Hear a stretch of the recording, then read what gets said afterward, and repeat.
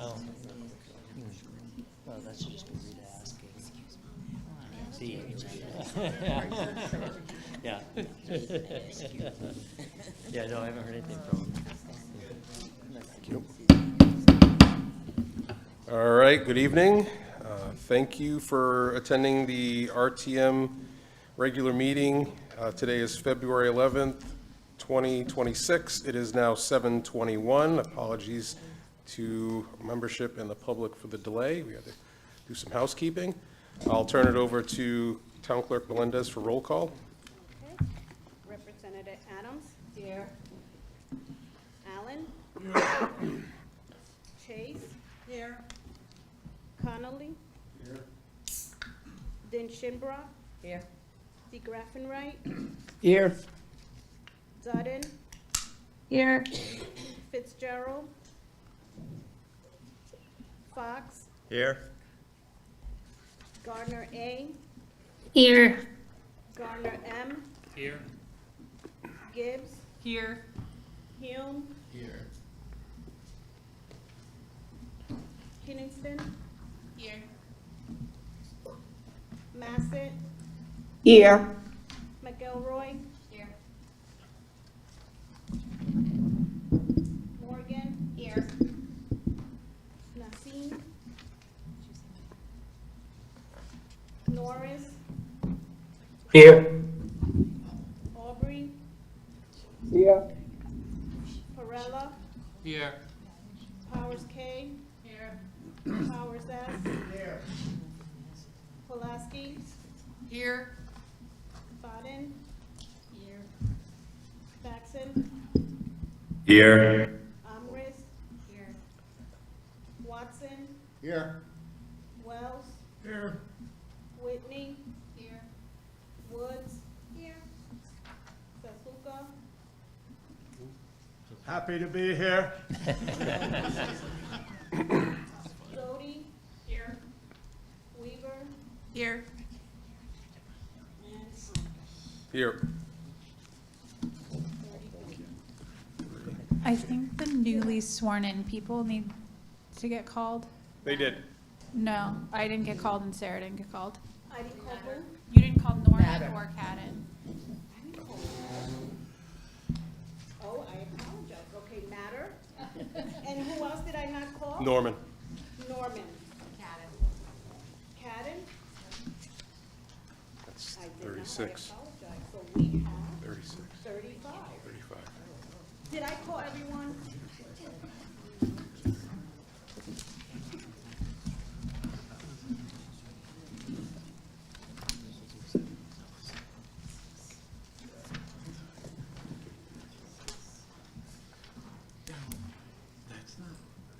We got 36.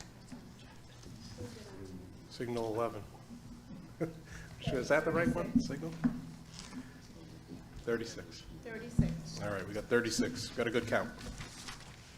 Signal 14, that's right. Okay. Habits die hard. Okay, so we've got a quorum. I would like to, excuse me, move on to a moment of silence, salute the flag. We got a flag over here and a flag behind.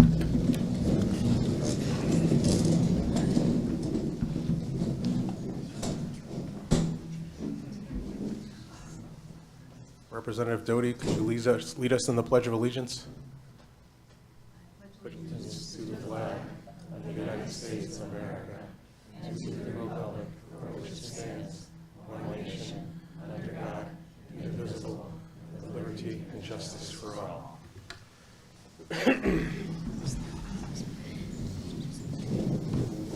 All right, agenda item C, approval of the minutes from our December 10th meeting. If there are no additions, revisions, omissions, deletions, I'll approve the minutes.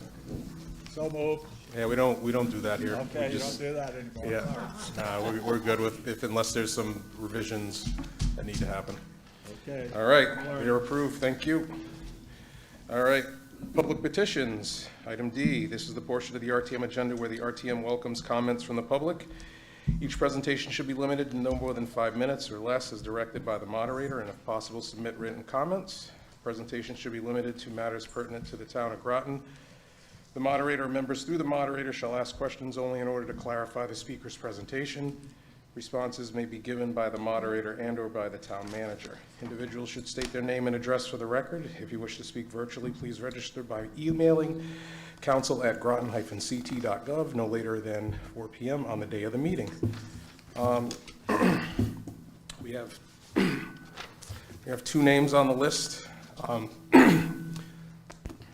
Excuse me, one of them, though, I'm going to have to delete due to the rules of the RTM. Thank you. The other one we have is Dylan Labonte.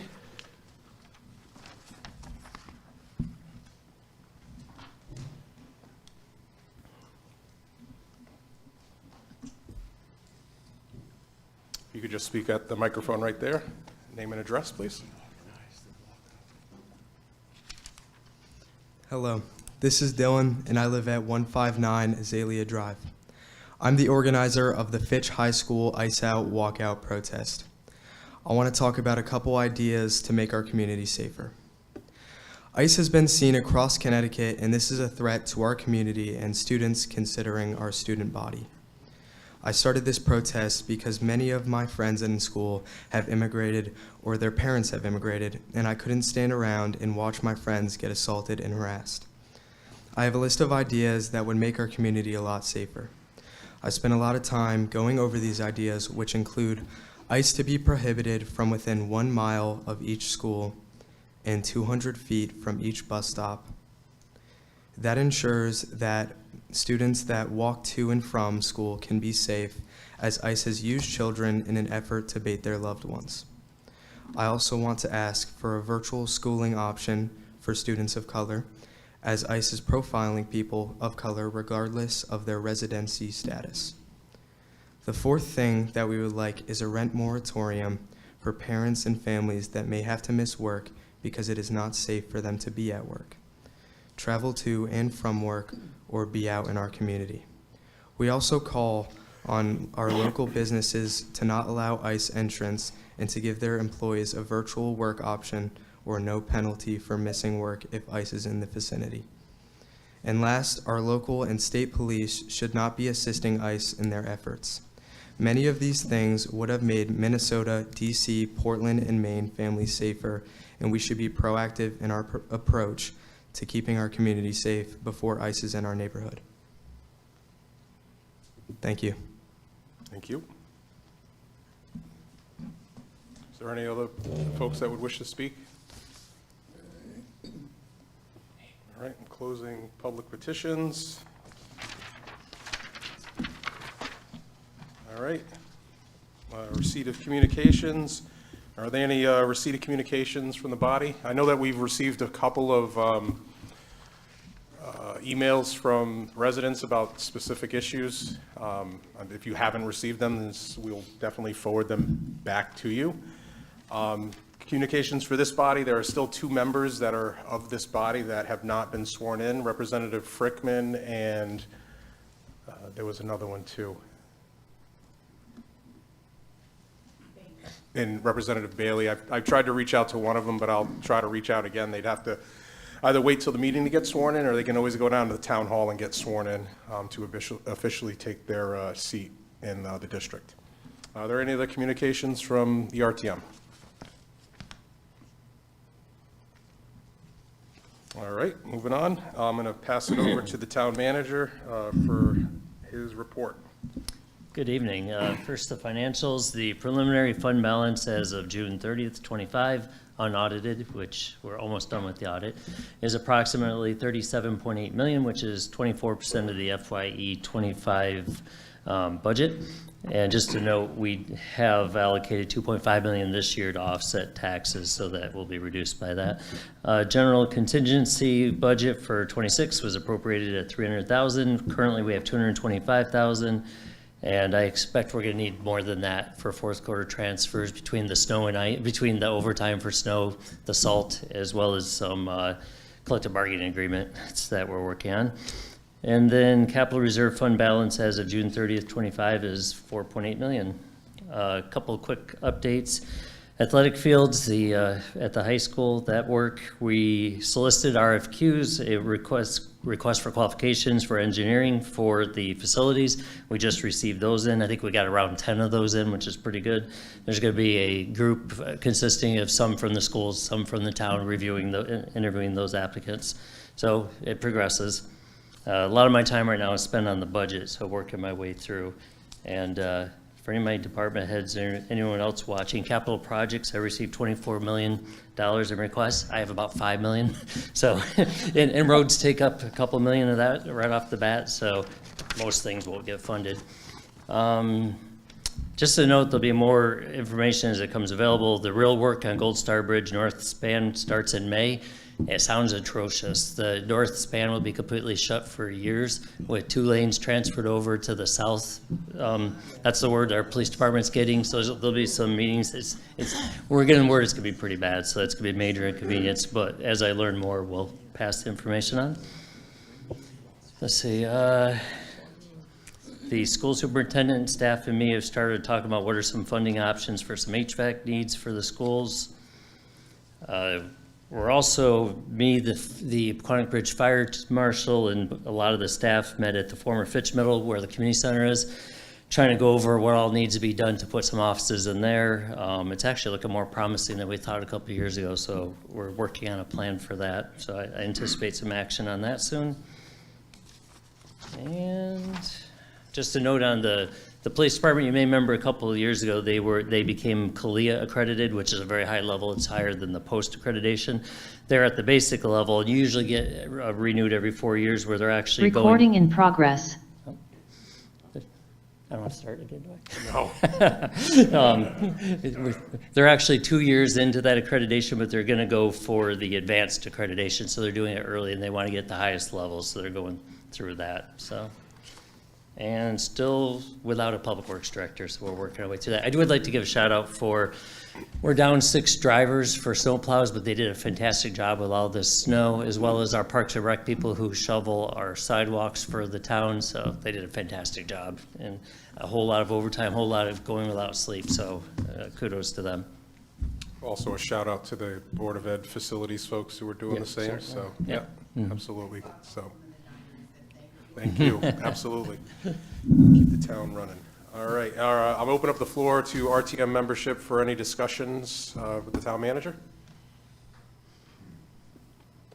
We have 2 hands, or 1 hand. No? Representative Norris? I was going to ask the town manager, excuse me, how his salt pile is looking for snow.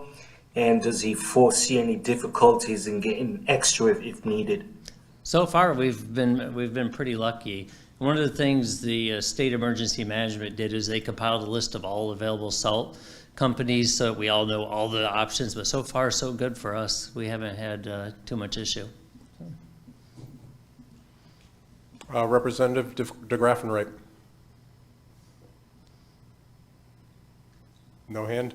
Oh, Yeah, no, I just put it down. okay. The question that I have about snow removal has to do with New London Road, not New London Road, Route 1.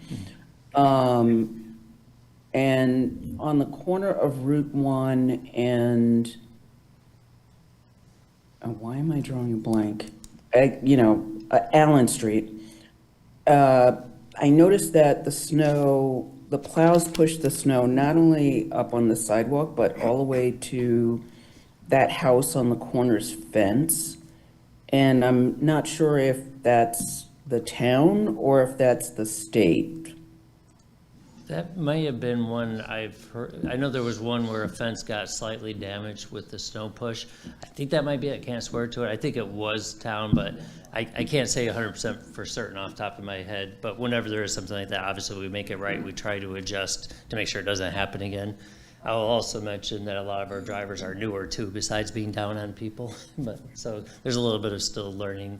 So Yeah, part of this is, and this is just something that I don't expect an answer at this point, but the plows are pushing onto the sidewalks, and the sidewalks aren't getting shoveled, and quite honestly, I don't blame people because trying to shovel what a plow puts up is very difficult, and there's nowhere to walk. Yeah, again, it's somewhat of a learning process, and it's been at least a decade since we've had this much snow on top of being low, so it is a learning process. So yeah, I don't anticipate that being the norm in the future where it has happened. And we've also gone out and, for instance, I know Pequannock Road had some sidewalk issues. We went out and did the sidewalks along there, you know. And what we do too is once we do the bulk of the main work, we just expand and keep working from out, you know, from there as much as we can. Okay, thank you. Any other questions for the town manager? Representative Perella? Thank you, Mr. Moderator. I remember years ago when I was on the city council, we had snowstorm after snowstorm. It was just unbelievable. And people came out, they were very upset about the snow. And we had used all our resources that year because we didn't have any money left. And I just wanted to compliment the town, and I'm sure the city is equally as well, for doing as much as they can do with these type of storms, because we're gonna have to help each other. We're not gonna be able to have an 80-year-old person go out to their sidewalks, even though technically the law reads they have to clear their sidewalks. So I'm glad that Representative DeGraff brought that up, and thank you, Town Manager, for explaining to the public that you're doing the best that you can. These storms, you're gonna probably get more of them, and you never know now when they're gonna come. So we have to help each other. And to segue into one of our great high school students that just spoke, maybe in the high schools, we can get the word out to some of the younger people to get out and ask to shovel some of these sidewalks and for the elderly, because some people either can't afford a snow blower or to have someone on a commercial level pay for their driveways to be done, especially with the ice at the end of it. I've been out there like 4 or 5 times, which I'm not supposed to be doing, and I had to do it repeatedly, and it's taken its toll on my health. So if you can get the word out to get some of these young people to help each other and help the people that have elderly, that would be really, really good. So get that word out just like you did with the other issue, and that would really help the community to get those young people out to get some of these things done too. That would help us. Thank you. Good ideas. And just 2 things. One, I live in the city, and yes, the city did a fantastic job with the snow, so that's good for bringing kudos to that. And then we're also, you know, like I said, it's been a decade since we've had this level of snow. John Reiner, the planning director, is also the acting director of Public Works. He's working with the staff brainstorming on how to communicate better in the future and how to improve things in the future. All right, Representative Zizulka, followed by Powers. Thank you. Representative Zazulka. Can you just use the microphone, please? Representative Zazulka. I'm concerned about the vacancies that you mentioned, and do you have an understanding of why we have so many vacancies for drivers of the snowplows? And if so, are we doing anything about that? Is it a financial reason, or we're just not getting people, or can we hire part-time people? I'd like to understand that a little better. We're in the middle, because there's multiple reasons, and we're in the middle of collective bargaining negotiations with that unit. We are addressing it. I can't go into detail here, but we hope to resolve it shortly, hopefully. So. Thank All right, you. Representative Powers, S. Thank you, Mr. Moderator. Just for those that don't understand plowing and snow and weather conditions working outside, I've done quite a bit of work outside through the course of my whole work history. When you have multiple back-to-back storms, you have to take care of the roads first. And we're a very unique town. Not all towns have state roads. We have a lot of major state roads here. So when snow gets plowed, it gets plowed onto the sidewalk. It's naturally where it's going to go. And because the temperatures have been so cold, everything freezes. So you can't even take a snow thrower or a machine that actually throws snow back into the road to have it melt. The salt melts the road. The stages that these guys go through, the help, you know, whether it's contractual help or whether it's the public works people, they have to do things step by step. So it takes time. So you don't want to be in the road interfering with what they're doing. You don't want to take your snow thrower and start, you know, snow throwing the road. that's not what you do, because there's times when you want the salt to stay on the road to keep things from freezing. So it's a multiple level of things that people have to understand when it comes to clearing and safety when it comes to the road. It's pretty much all I have to say. I think they did a wonderful job. I live on a hill that goes all the way down. I have the Navy people, that come and go, that come from the south, that really don't understand the road or the road conditions. And, the other day it was sheer ice. I mean, it was like you walked out the door and my house and my deck was like black ice. And they did a wonderful job. They came with the payloader. They actually cleared a lot of the snow out of the way so that people would actually go back to work. And so that you understand the service people, if they're called in, they go, and they come down my street at a very rapid pace. And it's amazing because the end of my road goes into Military Highway, and we're very safe. We're very lucky that we haven't had a major accident there. So I'm very satisfied with what our town does and the people that contract out for us. So they did a wonderful job through this season so far. Thank you. And Sean is right that obviously we start with the roads, and we have to have the town facilities open. But just to have an idea of how much snow there could be, we're required to do downtown Mystic to keep that clean. If you remember, there's a streetscape project there done a couple times over the years. Part of that was we had to take responsibility for keeping the snow clear. In 2 nights, we did over 70 truckloads of snow out of the downtown proper area. So, yeah, it is a lot of work. Any other questions for the town manager? Yes, Representative Weaver. Thank you. I just wanted to extend a gratitude to the town manager on 2 separate issues. The first one is really quick, not only to the town manager, but also to the City of Groton mayor. I've been an advocate for the homelessness people that are impacted by many reasons this year, and Groton Human Services and Jill Rusk agreed to open up the police station and overflow in the municipal building. The Groton Human Services has been sending out the information on a regular basis, and also John has been helping people get hotel rooms. So we've been very blessed this year that our communities are helping those in need. Separately, I just wanted to thank the RTM and the town council and John, because in the past I advocated for the opioid funds and the cannabis funds to be distributed to more agencies. And I'm happy to say that John and his assistant Lisa sent out a letter on December 16th to an expanded list, which got expanded. It was 14. They added an additional 19 different agencies so that they can vet for the 2027 funds for the opioid and cannabis funding. And I just confirmed with John that almost all of them replied back and are interested in those funds. So I just really wanted to thank our community and everyone who voted on that. And I'd be very interested, John, just quickly, if you could give an update, if not now at this next meeting, how much funds collectively that those 33 organizations will be vying for. And thank you very much for what you always do. Sure, and just one note, the budget was only using the cannabis funds. The opioid funds will be distributed separately. The Public Safety Committee is taking that on.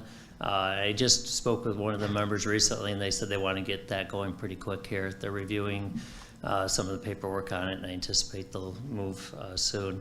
And I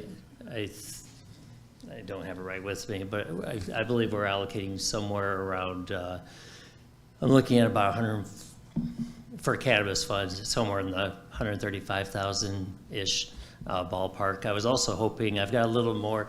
Now, the one thing I run into is, I've got about a year and a quarter, year and a half's worth of cannabis funds. I don't want to allocate for operations more than 1 year, because the next year I'm only going to have that year.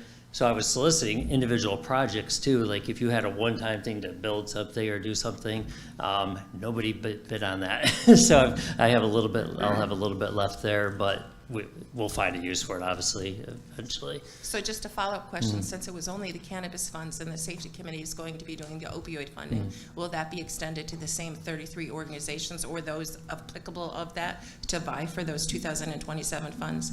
That's fully up to the committee and what they do. I would think there's a good chance of it, but I can't speak for the committee. Okay. So. And that's the town council public safety Town committee, council correct? public safety Okay, committee, yes. not the RTM one. Sorry about that. However, yes. if it does pass the Public Safety Committee, it'll go to the Town Council Committee of the Whole, then it'll go to Town Council regular meeting, and if it gets approved, then it will come to us under 6.5.3, which would get assigned to Public Safety Committee. Right. Okay. And in terms of, sorry, were you there? No, I was just going to say, obviously, because the budget's right around the corner, and I'm a newly elected RTM member, I was just wondering, when is it slated for the budgets to start and for the books to be distributed to the RTM members? We get the subdivisions and the city, the Groton, Long Point, and the Board of Ed do not have to get their information to us till the 28th. It'll be February 28th. It'll be the 27th this year because that's a Friday. 28th is on a Saturday, and it takes about a week and a half then to put the rest of it together. By town charter, we have to have it distributed by March 15th. I anticipate it'll be a little bit before that, hopefully, probably a week before that, but the latest is the 15th. And I'm tentatively looking at, for our public hearing kickoff in March, it's not quite set in stone, but it's close to being set in stone. I'm looking at probably the 25th. For us to, and I've got to confer with the Board of Ed, but that's what we're looking at right now is likely March 25th, because it's a little bit of a tight timeline. We have Easter in the middle right after that. And just a note on the cold weather protocols, I actually have something set to go in an email later. Year-round, we work closely with Homeless Hospitality Center. They try to keep David Horst from there comes into town weekly, tries to know where vulnerable populations are, meets with them, makes sure they know what help there is out there to obtain. Before each storm, they go by again and make sure that, do you have a place to stay? Do you need us to work with you? Do you want to come to the shelter? They work with Human Services if a hotel room's needed. So there's quite a bit involved where we do try to make sure everybody's safe. There's oftentimes the police also go out and check on people. I will say, though, our Representative Weaver is a great advocate because she's really kicked me in the butt to do more social media posting. So thank you. Thank you very much. Yeah. Any other questions for the town manager? All right, thank you very much. Just to be clear, his report will come to everyone. So for the new folks, the report that he just gave us will end up coming by email tomorrow. If you didn't get it, just let us know. If we don't have your email correct, please let the town clerk know. In our agenda packet that we got on February 4th, that had it had committee rosters as well, so I just want to make sure that everybody has gotten a committee. If you didn't, let me know. I know Representative Doty, Representative Weaver, you do not have one yet, but I'll assign you one. Just chat with me after adjournment, and we can see where we can fit you in. And I just emailed it, so if you do not get it, it means I do not have your email on the list. So, please give it to the everybody's on their town clerk. phone. Yeah. Okay, great.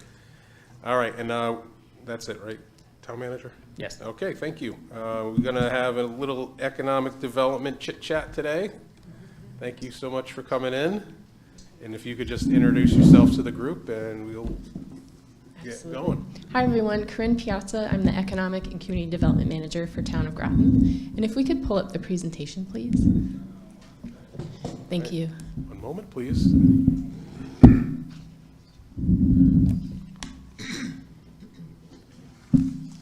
have those to hand out too? Those you have for the parliamentary procedures? Yeah. Can you change the slides from here? Or does he do it? While we're waiting, and if anybody wanted some info, we did have an info session that's available online for new membership.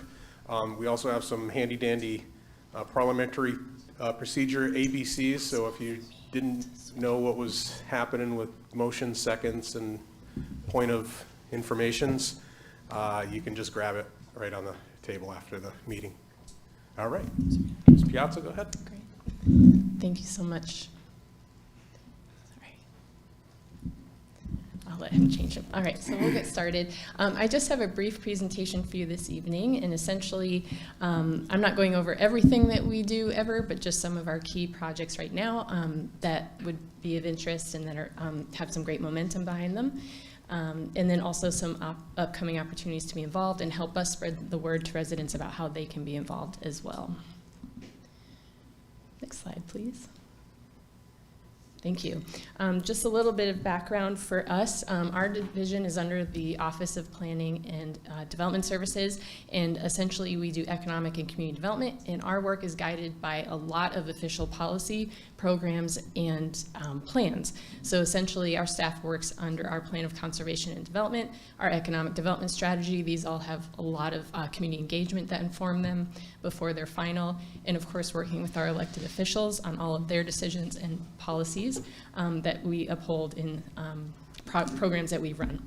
Our community development side of things administers a lot of different programs, mostly focused on housing, and the majority of those are funded through the state.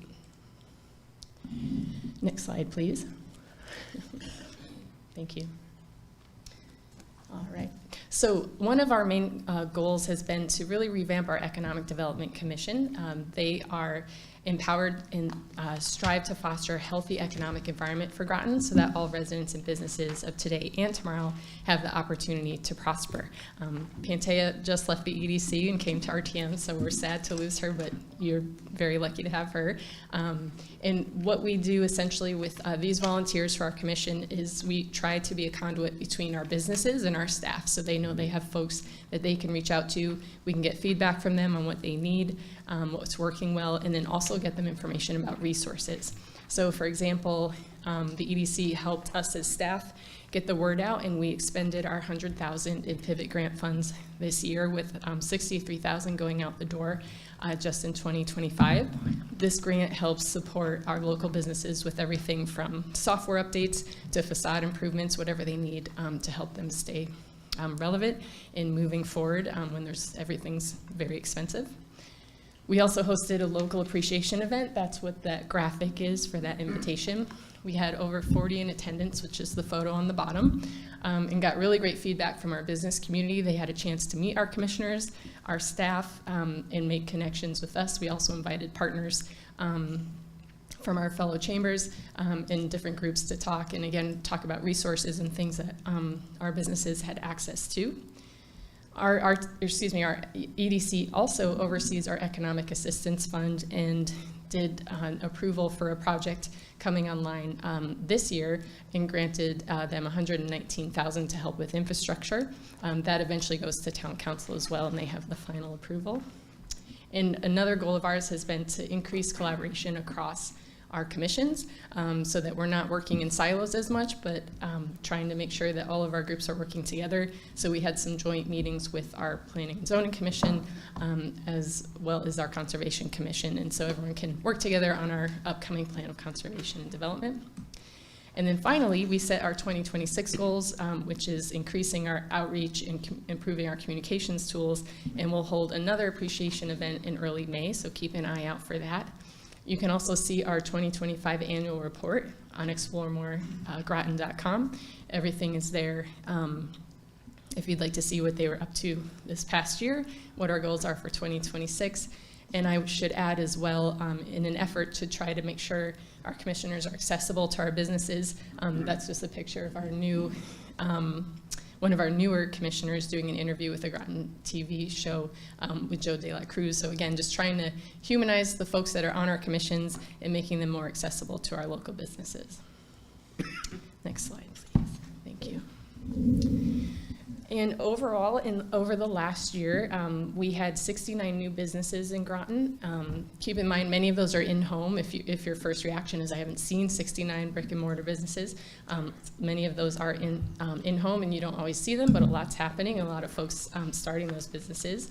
A lot of revitalization and reinvestment. Of course, everyone's very excited about Groton Shoppers Mart finally being purchased, with a lot of those buildings being refurbished, the iconic sign being restored, and a lot of different businesses anticipated to move in. There should be a mural project coming as well in the spring, probably this year or summer. Additionally, we have a very big focus on downtown efforts. We always hear back from folks that our downtown, has a lot of vacancies. There's a lot of different reasons there, including ownership and folks who may not be interested in filling those vacancies, and we can't force them to. However, we'll be working with the Connecticut Municipal Redevelopment Authority in the next year. Our council has already approved our partnership with them, and then we move ahead. And really what this does is allows us to tap into a lot of state funding to help revitalize the downtown area, which everyone is pretty excited about, and that we know we need it, and it can help us with infrastructure costs and placemaking to help revitalize that area. Next slide, thank you. All right, so we always hear about housing and how important that is for our community and the need for over 5,000 units. So we obviously are always chipping away at that as much as we can. This is a really important element of also seeing the businesses we'd like to see. Everyone wants Trader Joe's or different types of level of retail, and they follow rooftops. So we also have 82% of commuters, and this allows us to really help capture the folks who are commuting. From an environmental standpoint, that's better, but then additionally, they also stay and spend their money here, which is better. Over the last year or so, we have about 22 housing projects that have are coming online, and we have about 1,000 units planned. I do want to point out that those are approved. They haven't all been permitted or have started construction yet, but those are essentially in the pipeline. And we have about 310 that are age restricted, which is great as well. Thank you. All right, the next slide is another thing that we do is we work on our excess property development. So these are the parcels that the town owns that have been deemed that they're no longer serving a crucial purpose. And most of them have been vacant for a very long time and are producing absolutely zero tax revenue for the town and could be better utilized to support residents. Pleasant Valley was the first location to go through our town council's new land disposition process. They revamped everything from previous projects, and this was the first one to go all the way through. And with this property just finally had the purchase and sale agreement signed with our development partner, Spinnaker Real Estate Partners, and essentially it'll be a suburban walkable village with about 300 units of much needed housing, natural area preservation, 20% has to be preserved in its natural state per zoning for this area, as well as a publicly accessible recreation space with an overarching objective of placemaking overall and it fitting with the character of the neighborhood. The great thing about this is this park, in the way that we were able to structure this project, is we'll be able to utilize the revenue from those units to help offset the cost of the park. So the town doesn't actually foot the bill for this park, which is really why we do this, why we utilize our excess property, is because we are able to create a partnership that we can't do just, for anyone's property, essentially, because we own the property, we have a little bit more leverage. So that's really great because, as everyone knows, it's really hard to fund parks. They cost money and they don't generate money. So this allows us to have essentially a free park for the residents in the area, which will be offset in perpetuity throughout by the development. Additionally, it's important to note, I think sometimes folks get nervous, how do we know it will happen the way that we've discussed in all of these meetings? And that's what that purchase and sale agreement is for, that we signed in December. This is not a sale. They don't own the property. They have pages and pages of things they have to do before they actually get to purchase this property. And so we still have a lot of control. Our council has a lot of teeth in it still, as well as our Planning and Zoning Commission. And they don't get that property until they've met all the requirements that we set forth in that document. Also, we created a Greater Groton page for it, so anything you could ever need to know or want to know about this project is available. And we do that so that you can follow along as residents and see the process as it unfolds. Excellent. Next up is our Groton Heights Elementary School. This one's been vacant for 19 years, actually. And so for this one is our second excess property to go through the disposition process right behind Pleasant Valley. Our property sale review committee this is the same for every project, not just this one, but our latest step is the property sale review committee reviewed the candidates and made a recommendation to town council, which they heard yesterday evening, and they selected our Eastern Connecticut Housing Opportunities, or ECHO, to turn the building into some housing units, and the great thing is that the building itself will be preserved, which is a big priority for council, because it's a beautiful historic building, already fits in the character of the neighborhood, it's been there for a very long time, and they will be affordable units, about 17, as well as redoing all of the landscaping and those types of things. Another important thing about this project is the council is interested in completing the land swap with Bill Memorial Library, which will take place as part of this. So basically, they get to square off their parcel and be much more usable for the library. It's kind of a long story with how the map works out, but basically it helps their parcel be a lot more efficient for them as part of this project. Oh, and I should note that the public hearing on this will be April 7th. We'll also be doing a Q&A with the developer. We did this with our last project where we invite our proposed partner to come to the table, walk everyone through the concept, and then folks can ask any questions that they have. And then with that, it's important to note the project itself isn't designed at this point. Essentially, we're saying, you tell us how you're going to meet our goals, and then from here, we work with you through all of the rest of the steps, permitting, construction, etc. And then I just have a couple more. One thing that we've been doing a lot as well is for improving connection. We're overloading our social media channels, just trying to reach every and anyone. We know with the public process, not everyone can make public hearings, especially if you have a job and kids. There's just so many meetings. So we're really trying to make the effort to get the information out through social media channels so people can access it in their own time. And again, use that Greater Groton page to send people to for surveys, for information, for participation outside of your traditional meeting schedule. Our director for OPDS has been doing a lot of videos, so you'll see him up there.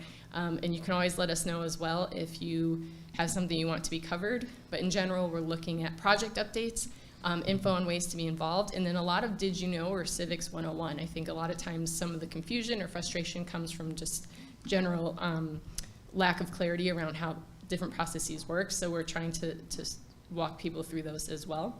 And I put the addresses up there, or the handles up there, if you'd like to follow us. Another thing we've been doing for a few years now is our community conversations workshop series. This is in that same vein of trying to get our projects and our work to the community and get feedback. We pick different topics that are hot topics for the town and walk folks through different pieces. We have a lot of conversation and engagement in these.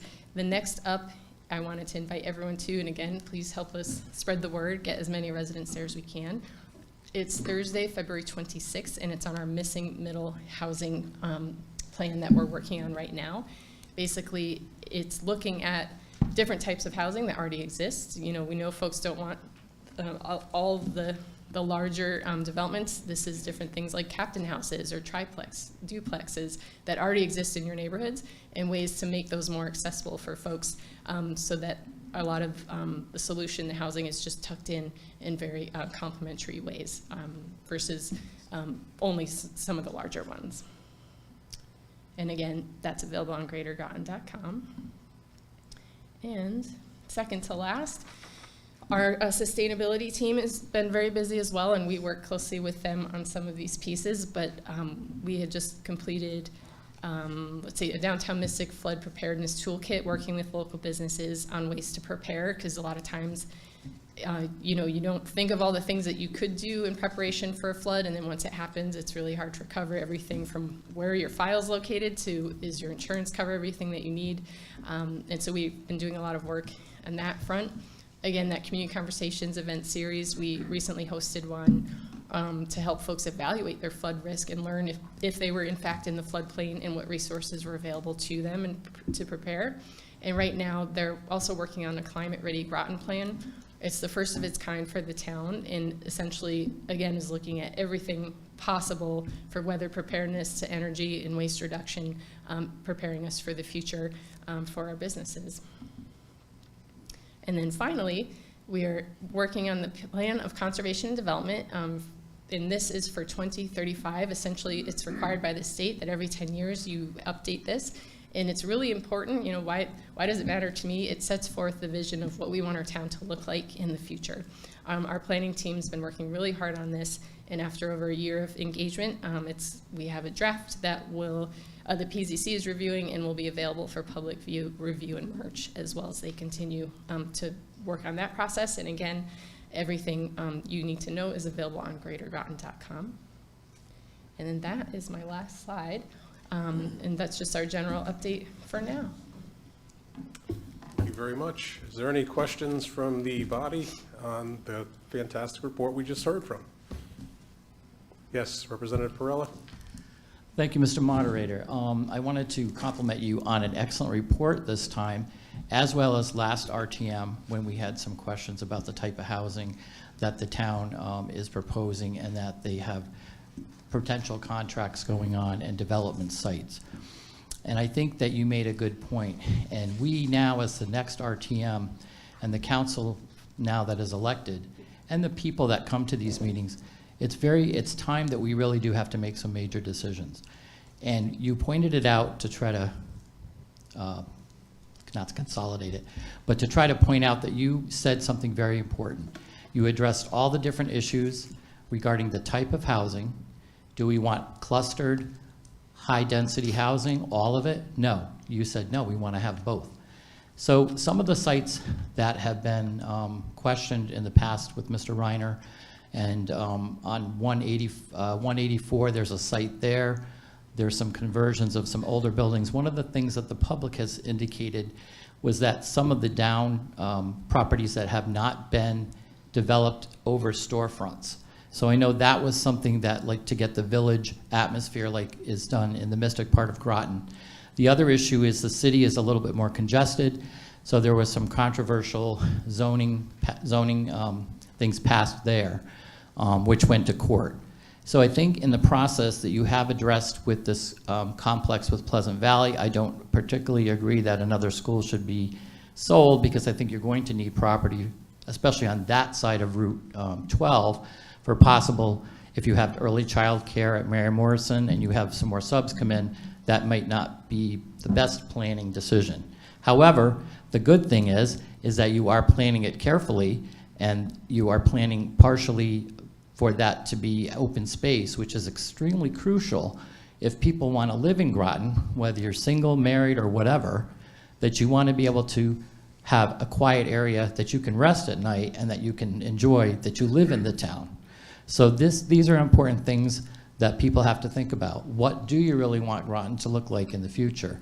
And as I look over, I see Deb Jones over there, and she does work so hard with the town, and I'm very excited because she's very responsive, not to single her out, but I just happened to look at her. She's been very responsive when I've called her about certain neighborhood issues.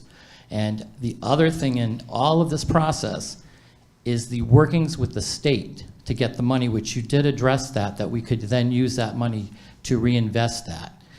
Consequently, with that, you have traffic flow, EMS issues, and public safety issues, which when we do the budgets is going to be extremely important to project what we're going to do and how we're going to address the traffic flow. Because I got to tell you something, when you go on any of these routes and on the main routes, you take your life into your hands. These people are not slowing down. They need to slow down, they need to have more patrols, and I know they're trying, but you know, it's really dangerous. And now with the weather like this, you've got the black ice on top of it. So the questions I had specifically were on the portion of the property that you're looking at Pleasant Valley, for example. I know we talked about a portion was going to be affordable, and then there was an elderly component in that. Is that correct? No, they're all market rate units. There aren't restrictions. Okay, so when I brought that up last RTM meeting, I believe you had stated that there were some portions of that that would be designated, because I brought up about the elderly population, so that's not in the plans now? So the last time I was here, they essentially were proposed affordability based on the town council preferred scope of development. However, as that project moved through the town council's process after that meeting, the town council actually selected full market rate units. I may have read about that. Yeah, because the abatement that was required to help offset the costs of the affordable units, and I mean, that's the reality of the situation. Right. It doesn't matter the purpose, how great the purpose is you're building something for, affordable units cost the same as anything else, the labor, the construction. So in order to have affordable or deeply affordable, it requires a very significant subsidy. So the council basically elected, they didn't feel the subsidy was worth the return because they wouldn't be able to deed restrict them very long. So they felt like market rate would better serve for that particular location. And so it was actually economically marketability driven. Yes. Which does lead me just a little bit of caution on that. Okay. Yeah. Go ahead. Just to add on to that, at the time, the council created in the last couple of years an affordable trust fund. It hasn't been funded yet, but the idea is to start putting funding into that and create different programs to help with affordable housing. And as part of this decision-making, they're talking about, and it's actually tentatively on the agenda for the next committee of the whole meeting to talk about, generally for that, what programs could be under that trust fund. But some of the funding received for the sale may end up going into that fund to help do other things with it for affordable. Great. Thanks for answering that. The other thing that I think should be looked at is the property that Pfizer has recently, I don't know if that's already gone through for the zoning change, was brought up. There were houses along Eastern Point Road that were what you would consider middle housing, little capes, and things that were torn down by Pfizer back when I was younger, way back when. And we were very disappointed on that because we lived nearby and we thought they were going to go all the way to Avery Point. Now with this push towards affordable housing and even housing at Avery Point, it changes the character of the neighborhood. You've got clustered housing. The middle housing, that might be something that the Economic Development Commission and the economic portion of the town could be looking at with the planning and zoning, even though it's under the city, so some kind of coordinated effort. Now, the property, as I understand it, I don't know the details. I know Mr. Burt had said to talk to the mayor, and Keith was just going out of office. So maybe Jill Russ could be contacted to see if some of that property could be negotiated with Pfizer along the main parts of the roads there that are not supposedly not able to be developed for some middle housing. That's a great area down there to have some middle housing. So I just wanted to suggest that and bring that out right out to the public. It may not be under town council control, but I think a coordinated effort with the municipality, the subdivision, would be beneficial. Because once we get these properties developed in the clustered housing, it kind of limits your ability for further use of properties that we may not have looked at in a different way, which you did bring up, and I appreciate that about the middle housing. Many of the people on this commission are realtors, so they know the importance of that. Thank you very much for your presentation. Thank you. Any other discussion, questions for our economic development staff? Yes, Representative Weaver? Yes, thank you very much. If you could just Oh, bring the sorry. microphone a little closer. I apologize. Thank you very much for your presentation. It was very informative, but one of the things I noticed with projects in our communities is that we don't adhere to a project development timeline. So a couple of questions. And as far as what John says about the sale could possibly go into, subsidized housing prices or whatnot. So the sale of the property and the evaluation of the property, the purchase price, how is that decided upon? And if the length of the project before the sale is finalized, will that amount that our communities get be adjusted to a new evaluation? And the other thing is the timeline, because obviously, as we saw with a couple of our projects in town with the budget overrun, like if we don't have a proper timeline and the construction and the materials go up, how are we going to manage this properly to make that sure that our communities get the best financial advantage? Yes. I heard about two different main questions in there, so I'll start with the first one. So you said, how do you determine the sale price? That's a great question, because essentially when we have our excess properties out to RFP, the council identifies the public benefits that they want associated with it. Those usually have a pretty big price tag, right? If we want affordable housing, it costs a lot to offset that cost. So as a town, we have basically two tools that we can use to say, we have some skin in the game and can help you offset the costs for the benefits we're asking for our community. One of them is a tax abatement to help, again, offset that cost either during construction for a certain amount of time till the project is stabilized. And the other one is the purchase price. So we can give them a lower purchase price or give them the property for $1 to help offset the cost of the benefit that we're asking for. So it's not set in stone, it's not a specific equation, it depends on the project, what's being proposed, and what the council decides is the fair price to help reduce the cost the developer has to build what we're asking them to build. And then number two, I believe, was along the lines of timeline. Like, how do we know the timeline? Okay, so with the purchase and sale agreement, that is all very clearly laid out, and we have a lot of clawbacks. So you're right that anything can happen. COVID, prices go crazy. No one can predict the future, but it doesn't mean that we stop trying to plan for the future. So that PSA agreement helps us cover ourselves in that regard. So we have a general timeline in place, but let's say something does come up, or there's an act of God that no one can control. We have the ability to continue to work with that partner and either say, okay, they can't bring it forward, or maybe they need a little bit more time and we provide an extension, but that's all laid out in each legal agreement, and the council has the final say on if those extensions are granted and things like that. Thank you. You're welcome. Any other questions? All right, thank you so much. Thank you.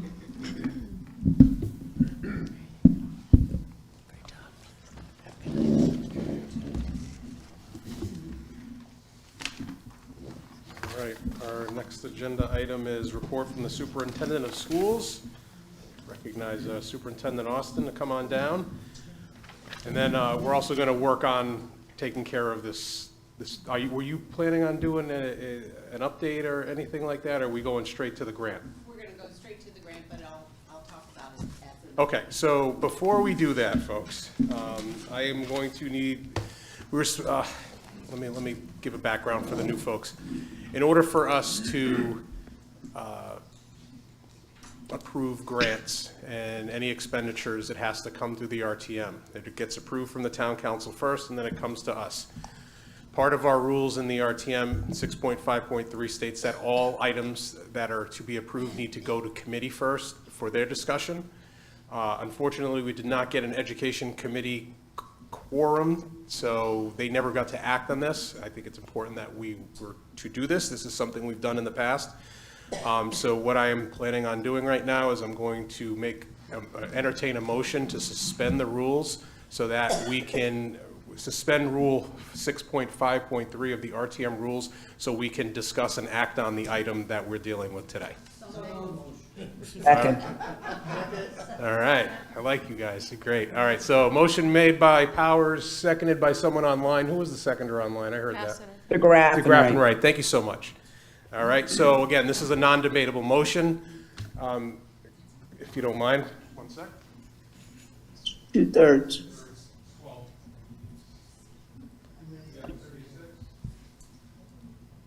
Two-thirds.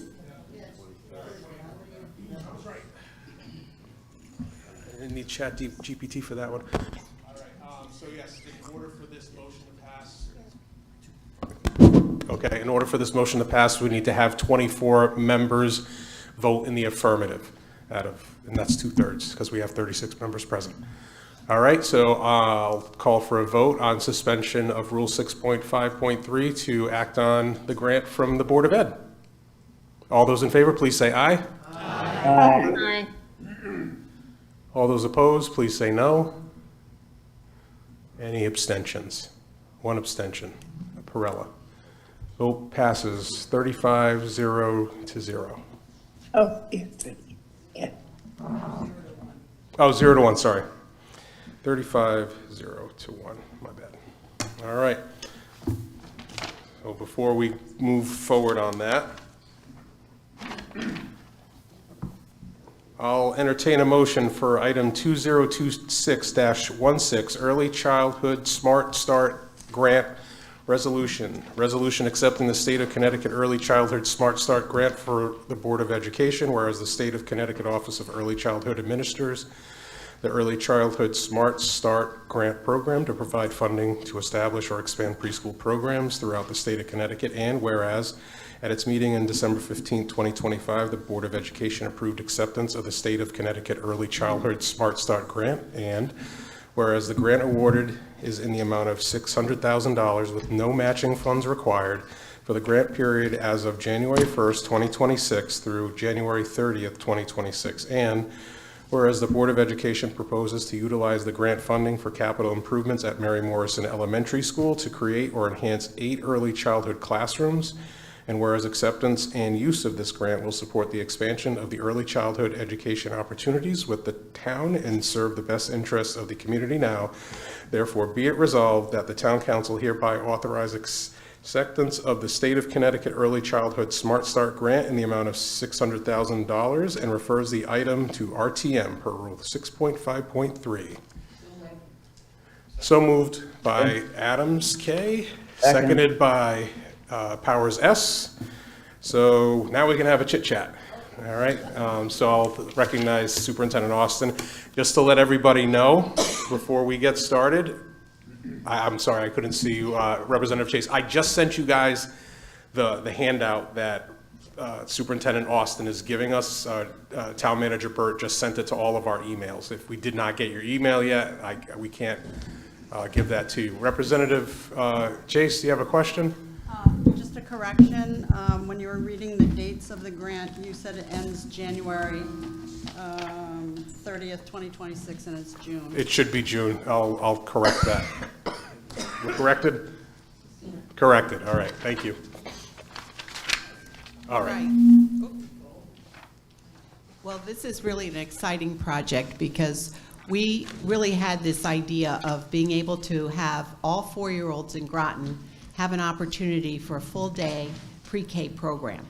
And right now we have some half-day programs that are special education students with their peers, and we have about 4 programs that are full-day pre-K that came in really prior to the age change and then really solved a great problem for those families who were in that loop and their children were no longer eligible.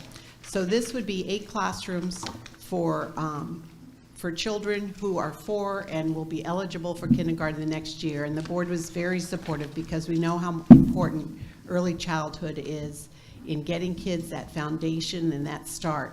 And Shannon Weigel is our grants coordinator. I'll have her come up because she has been instrumental in our grants, and I can't wait to come back at budget time to share all the supplementary funds that Groton has received through DODEA, through State Department, and the Office of Early Childhood has really committed to $1.6 million this year, 600 in construction. They've approved the other 600 to operate, so no funds will be expended by the board for this project, for this additional expansion and enhancement. And we understand that the funds will continue for Smart Start, and Shannon's going to tell you a little bit about the endowment. Good evening, everyone. So just a little background information. This grant funding opportunity was made possible because of the Early Childhood Endowment, which, in case you're not familiar with, the legislature last year approved $300 million for that endowment, and it's expected to generate approximately $31 million for early childhood programs throughout the state. They're still in the process of sort of restructuring. Basically, OEC, the Office of Early Childhood, is restructuring all their early start programs.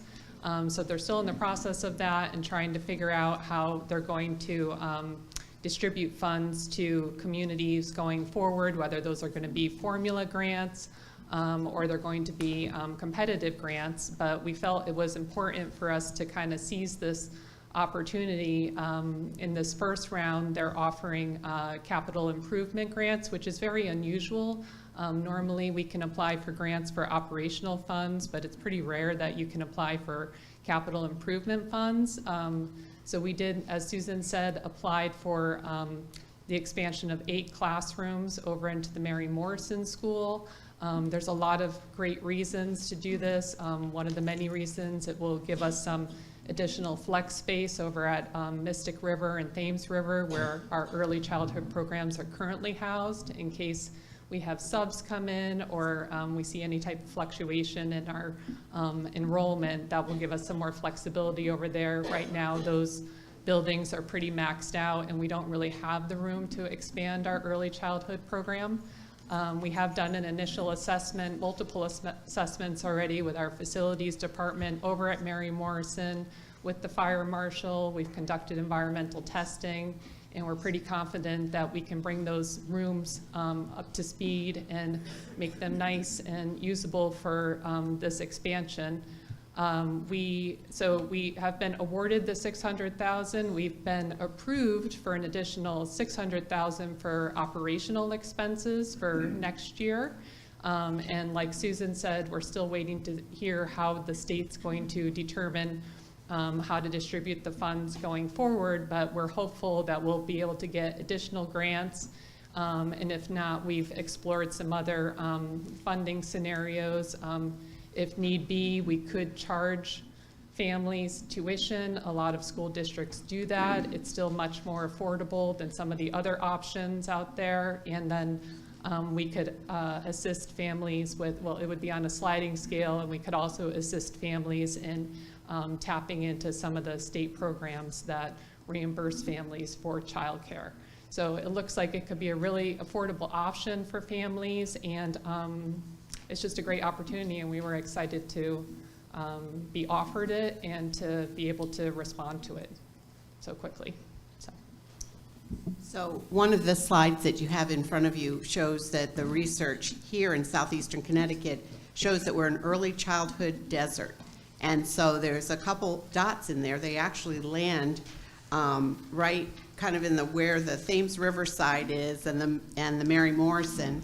We always kept this building knowing that there was this dream that we would have an early childhood center, and the preschool teachers that were involved in creating this full-day pre-K couldn't be more excited. And they've gone through, and there's a lot of really good solid furnishings that are there already, so it's not going to be, you know, they need to be brought back and cleaned up, and, you know, there's plenty of money to do that and to take care of our school, which is really important. Even a playground, they have a playground, but I've been looking at little playgrounds and fences, and I mean, it's just such a great project. It's wonderful, and we really do think it will be free of charge to our families. It is for next year. We think we're going to be getting the grant, but we do have the three-pronged effect. We have, you know, that the state will continue with these grants for a decade or more, or you know, that we have a sliding scale option for families. Third, we pay a lot of money for inter-district magnets for our kids to cross the bridge and go to other schools, which is wonderful. Kids have so much choice. I was talking to a mom, you know, earlier today about that, and it's a wonderful thing. But it costs our district a lot of money through special ed cost and regular ed cost. And so I feel like we need to be able to host, you know, our school district so our families can come here, and we wouldn't be paying then, you know, the other schools. We have 14 or 18 children in kindergarten now that were at the Friendship Preschool. Next year we have 41 3-year-olds who could go, or 4-year-olds who could go to kindergarten, and that would be a loss of a great number of kids that we then would have to afford and pay for through, you know, the tuition base. So we really feel that this will also be an efficiency plan for the district going forward, and an opportunity to really, you know, have our kids stay in the district. Not all of them. We'd have to build another school, I said to Kathy Chase. So we can't really have all of them, and it's a really good thing that they do have all these choices. So we call it Cradle to Career. So we will be back with the rest of this grant for you, and then you will hear soon about the funding and partnership with Electric Boat with getting more machines in that auto shop, and having the DREAM, which is Department of Robotics, Engineering, Architecture, and Manufacturing. So I'm calling it my swan song, from cradle to career. So I couldn't be more excited for the opportunities for our students here. So thank you. All right, so I open up discussion on the main motion on the floor for the acceptance of the grant in the amount of $600,000. Is there any questions for any of the attendees from Board of Ed? Yes, Representative Norman. One comment, one question. As a mom who's paying to send her 4-year-old to preschool and has a kid who's going to turn 1 year old in 2 weeks, very exciting. On this chart, what are the little orange dots? I know it says childcare, but like, how do I actually interpret it? Yeah. So the 2 dots are where our early childhood centers will be. Sure. What is the orange? Yeah. Like, what is, we have got like a heat map thing happening here. What is it a heat map of? Sorry. You unfortunately have a math person. Oh, yeah. So that is where the state has determined, actually, this is a the national map, where the state has determined there's an early childhood void. Got So it. there's a cluster So in each the of those areas is like a child without a preschool. Yeah, I think it's based Okay. on like estimated Not enough preschool. student population, Okay. not enough services, Got but the important thing is those orange dots are clustered in the 2 spaces where we're proposing new centers. Okay, cool. Or the existing center. One existing center and then a new one. Got it. Yeah. Thank you. Yeah. Representative Powers S., and then I'll get to you, Representative Cadden. Thank you, Mr. Moderator. Really great idea. We love the idea of the grant and how you're going to go about funding it. Just a couple of questions as far as the teachers are concerned. Are we taking teachers from other schools and bringing them to here? Do we have this program in other schools within our system now? That's my first question. So Mystic River teachers at that school, we have about 4 at Mystic River currently. We have 3 at Thames River. Thames River will continue to host the 3-year-olds and half-day programs, and the 4-year-old programs will come over to Mary Morrison, and then we'll be able to add 2 teachers as well. And we'll have one of the special needs program, ABA, so they'll have their typical peers preschool there. There will be expenses later on that I'll talk to you about, but it will be within that operation fund of $600,000. So, we'll have a nurse and others. What do you see the federal government giving us through the Department of Defense for this? Do you have any, like with the number of new students and new families coming, I'm sure there's going to be many younger that are going to fit into this program, and I mean, it's something that they probably will jump right on to do what they want to do here, so. Right. Do we have any This is plan all for that? state funds. I get that. And what happens is a lot of our students in preschool, pre-K, are military students, and Correct. those are extra numbers, and we make sure we capture every form for impact aid. Okay. So I'm telling you, that matters a lot. We have a dynamic team, including Shannon helps with that. Yeah? And we don't leave a stone unturned. So we put those in, and we get supplemental funds, we get children with disability, we have children with severe disabilities, and we get as much of the funds for impact aid. Some of it is revenue that comes right to our town to support, so the taxpayer pays less. Yep. So we've really, John and I have been working on a revenue sheet as we speak, and trying to really calculate what that's going to look like next year. You got to predict, but those are important things. And then Yeah. some comes to the district, like the supplemental DOD, and the children with disabilities comes to the district. Right, so I think what my overall question is we will be adding more teachers to accommodate the number of students that are going to come. Two extra. teachers. Mm-hmm. Okay, once this funding is over, we're going to support this into the future, more or less, with that school. Right, but we're hopeful that the funding will continue. Yeah. This funding is going on in East Hartford, and it's been going on for decades. So, I understand, But they finally Susan. gave it to us, so. Right. But we have the backup plan. Okay, good. You got like everybody else does, pay on a sliding scale. I like the idea of if I keeping can the get $3 students million here. back from paying, Right. I see that as an win. asset to the town, It keeping the is. students within the school. So, thank you. thank you. Representative Cadden. Thank you. So one of my questions was answered. I just had a clarifying question that we would be opening Mary Morrison as an early childhood center, but retaining some of the program that exists at Thames River. So hence the 2 dots. Excellent. I'm super excited about this. I'm a former early childhood educator myself. Great. And I assume you're referring to students who are going to Friendship School primarily as the return of revenue. And what do you have a plan in terms of working with the community to bring those kids back? Is it in the typical enrollment process, or we're not there yet? No, we've got that all planned out. We're going to have a family night. We've done this before. We had over 125 families when the age change happened. They were thrilled to death to hear that we had a program for their children all day for the 4-year-olds.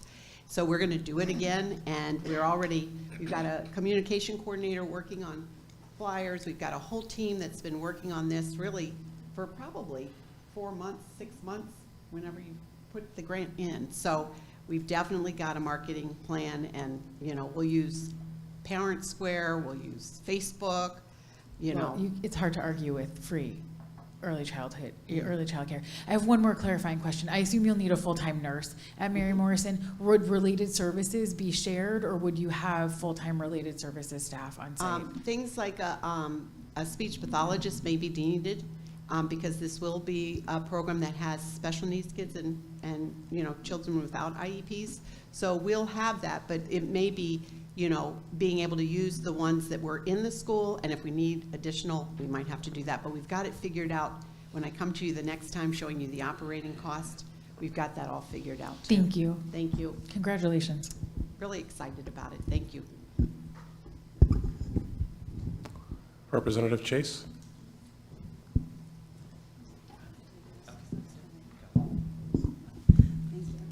Thank you. I said it in the meeting that we had earlier, and I'd like to publicly say that I have a lot of respect for Shannon Weigel and her team for always finding these grants, and to Superintendent Austin as well. I mean, yeah, the money comes out of another pocket of ours, but it doesn't come out of the Groton pocket. And I respect you for all the work that you do, because I did that in my previous life. And it's hard to find grants and go through that whole process. So thank you very much. Representative Morgan? Nobody pays close attention to detail like this lady. Can everybody hear me? Can you just use the microphone, please? Thank you. So I'm a high school TESOL teacher. So I know that we have a lot of students in the district whose first language is not English. So what is your plan for that population in this preschool design? So really, many of those children are already with us, and so they'll grow into it. But we also, everything we do is in parents where they can choose any language that they speak. So they're receiving already, parents are receiving information in their own language. We have translators that work with us if you're sitting at an IEP, or we have many Spanish-speaking people, even some of my TESOL teachers are also able to help communicate.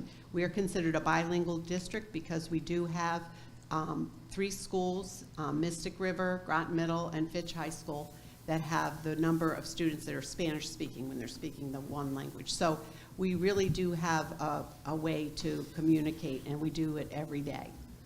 Thank you. Any other questions? Representative Weaver? Just as within the Can you other, just put the microphone closer so they can catch you on? sorry. As far as the facilities upgrade and the building assessment that was completed on 12/10, again, with labor and materials and tariffs, and I know that it comes out to exactly $600,000, was competitive bidding done, and what is the timeline for the project, and if perhaps price increases are incurred, who would be responsible for the expenditures that overrun the $600,000?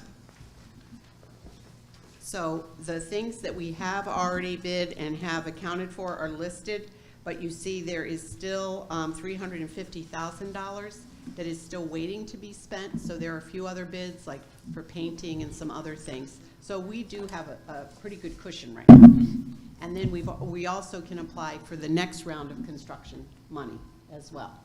So we're hopeful for that, because we just see we're starting with a smaller area of Mary Morrison that used to host the early childhood rooms, and then we can just grow it and maybe one day bring our 3-year-olds to have a full day program. Can you imagine how great that would be?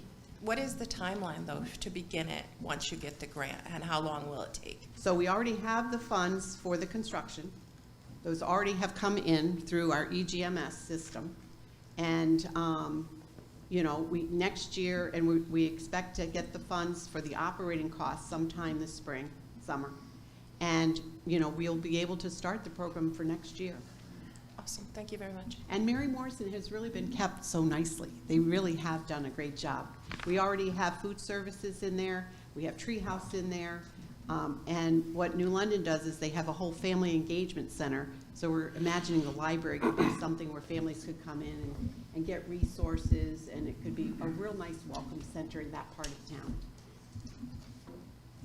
Any other questions? Representative Perella? Hi, thank you, Mr. Moderator. Ms. Austin, thanks for your great work on this. Just to disclose, I do substitute teach in the system, so I will be very careful with my comments. The only question I had is your budget was quoted that it increased for this year because of busing. So I wanted to see if busing was going to be a factor in how the students are going to get there. I think it's excellent that Mary Morrison is being used. I think it's a really good thing. The schools need every space, every teacher, every para. Special ed is unbelievable in the system. You definitely need it. You have magnet schools now. You already know this. You have to provide in those areas. You can't leave any child behind. So Never. just a question on that. Especially with those buses. They don't leave till I know they're all home. So I just wanted to say that it's actually where these programs used to be half days, we had to do that middle run. We no longer for Mary Morrison will have that. So you're going to actually have some cost savings because you won't have the middle bus run. And then the Thames River will have the 3-year-olds, so there will be one middle bus run for just those kids. So I think there's efficiencies in a lot of places too. So.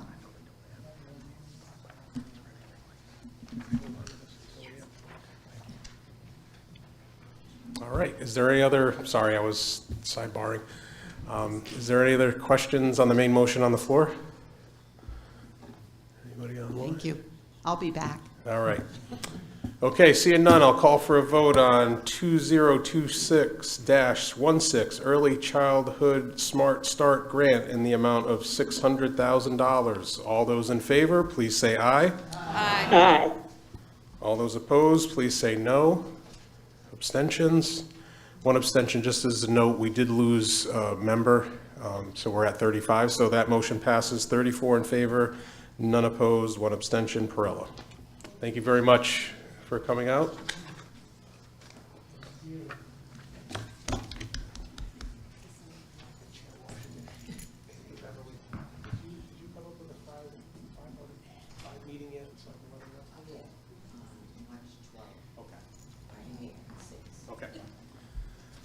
Since I had the Board of Ed Chair Washington here, we're having Mr. Powers, Representative Powers S. is on the committee of City Council, Town Council, RTM, Board of Ed, and a partridge in a pear tree. So you are it, and coordinate with, yes. Can you let us know the date and the time, please? Thank you, Mr. Moderator. I've asked the chair of the Education Committee if I'm not able to come, that she could come, or we could both come together, just if that's okay with the body. I have no objections to that unless there was an issue with that. Do you have an issue at all, Beverly? Okay, great. Thank you. Okay, great. Thank you. All right, I was out of order there, but we're good. Okay, let me get back.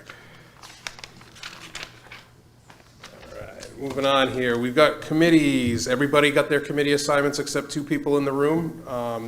If there is an item of concern with committee placement, please just let me know. I tried to do it based on all of the paperwork that I received and the requests that were made. And I'm also trying to abide by the RTM rules that state that you have to have 2/3 of a committee be of the minority party, and that's very difficult with there being some vacancies left to fill, so I did the best that I could. And we'll get Representative Doty and Representative Weaver on committees tout de suite.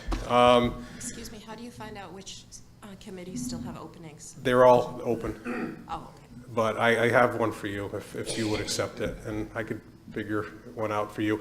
And again, it's also, I think, something that you might be interested in, as well as filling the void for not having a member be sworn in right now. Thank you. All right, so we had no committees, no reports except one, I believe, and I'll recognize Temporary Rules Chair Watson come on down and give us an update on what our 35th RTM rules might look like if we approve them by 2/3 vote. Thank you for that, Rep. Aubry. Thank you, Mr. Moderator. Yes, sir. I'm going to give a report of the happenings of the Temporary Rules Committee. We have met 3 times. Let's see. January 8th, January 14th, and we met tonight. And we discussed a few things. We used the 34th rules of the RTM as a template, of course. And we voted on a few suggested changes, and we also have asked for a few referrals. So I'm just going to try to summarize these the best that I can. I suppose we actually voted on these tonight, and my intent is to sit down with the town clerk and come up with a typed version of this. If you can understand what I'm saying tonight and want to vote for these tonight, you're going to have to trust me and the town clerk to come up with the gold version at the end. So I'll just summarize what we voted on, and it was unanimous. First of all, some numbers need to be changed from the 34th to the 35th, that sort of thing. And it's just basically a housekeeping thing where the date reflects the 35th RTM. In Rule 3.3, that's a rule where I think it's kind of misconduct.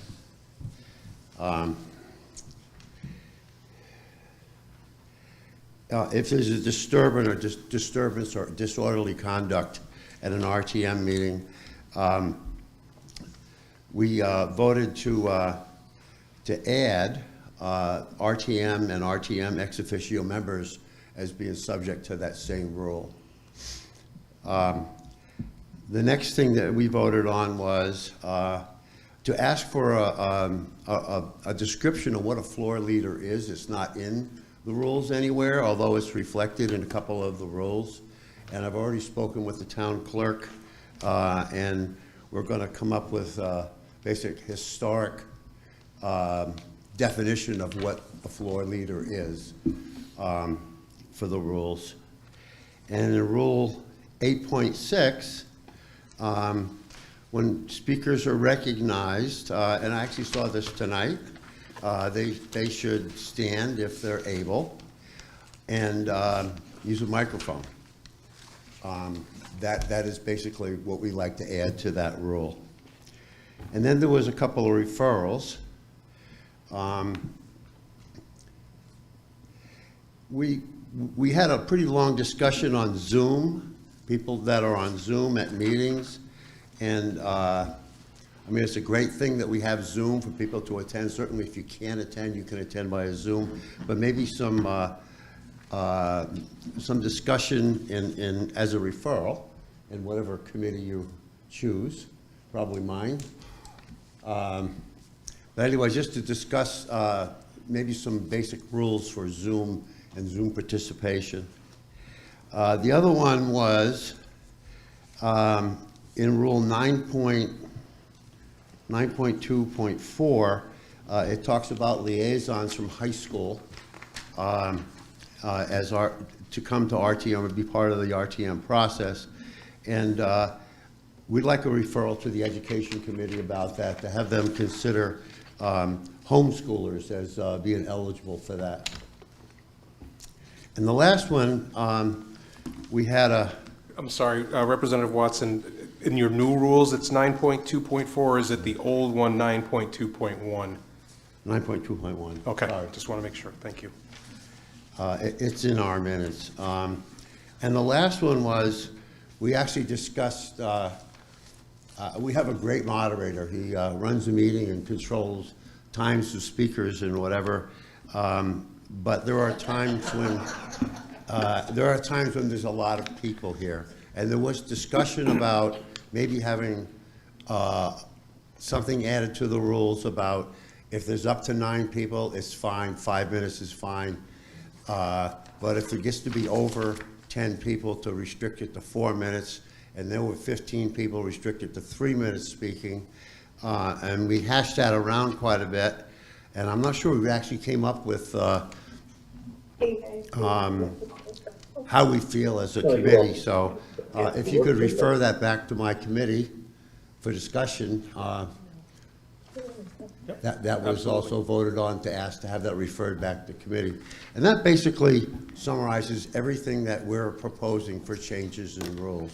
Does everybody understand it? Does anybody have any questions? Wow. Representative Perella, did you have a question? Just a clarification. I just sat in on the meeting because I'm supposed to be on the permanent one, but here, Representative Watson was nice and he thought I was spying, but I really wasn't. But I probably was, but anyway, no, I just wanted to see what the committee thought, and I thought it was a good exchange of. Representative Norris, you got a hot mic. I think like $600 versus the typical. Can you mute him?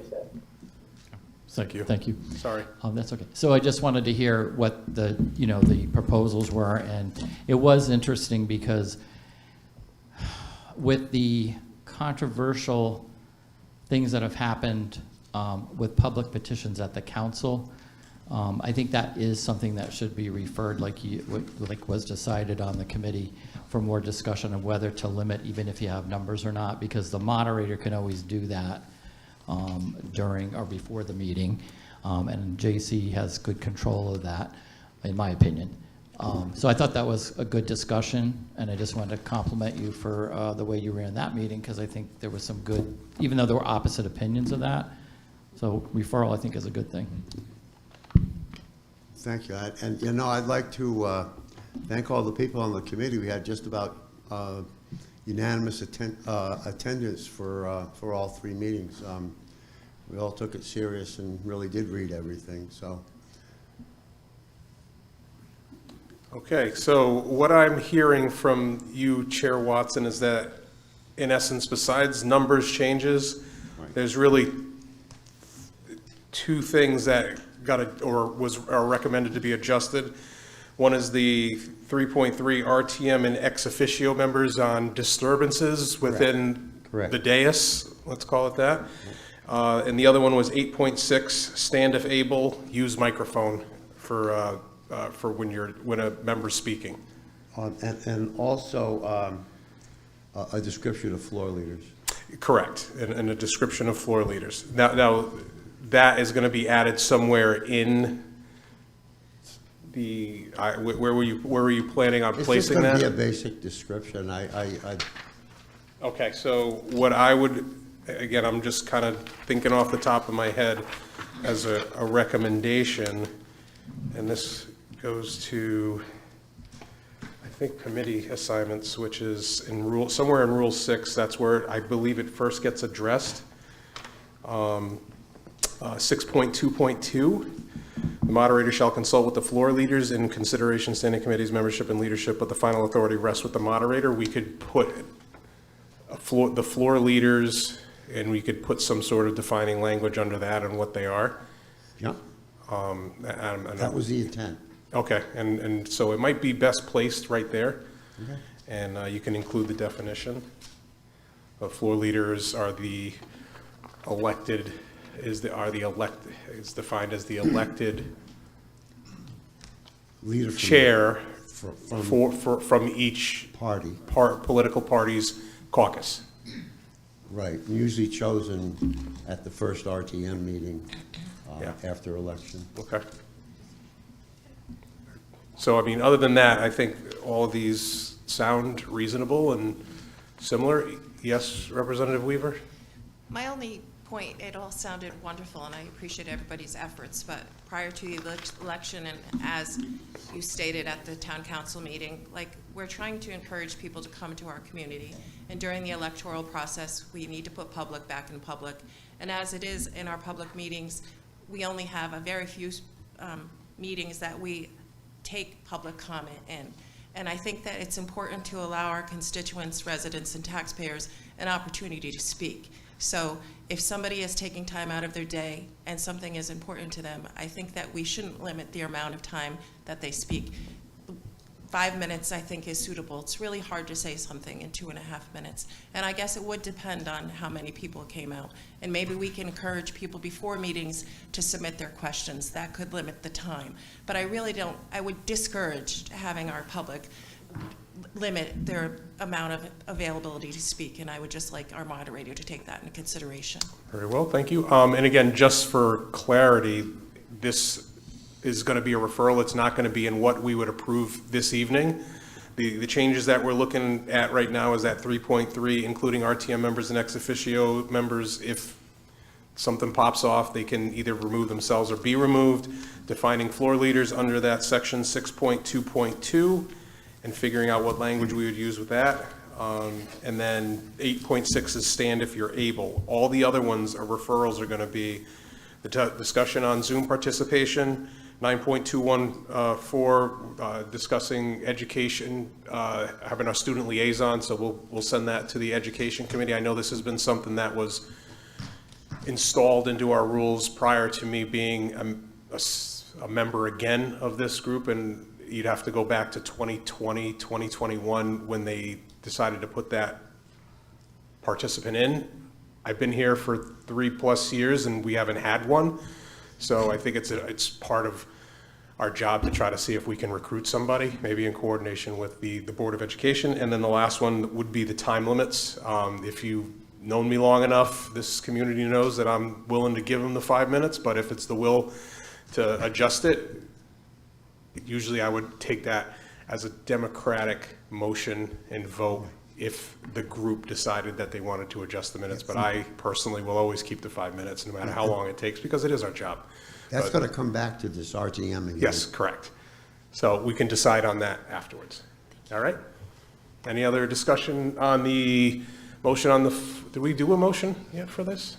Or are we just talking? All right, No well, motion yet. let's get the ball rolling here and get a motion. I got the document on, give me a second here.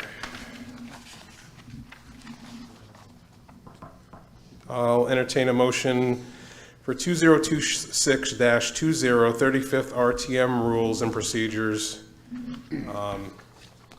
and entertain that motion to accept Chair Watson and the temporary RTM Rules and Procedures Committee to accept the 35th RTM rules as presented, including the adjustments for 3.3, 8.6, and defining floor leaders under 6.2.2. Second.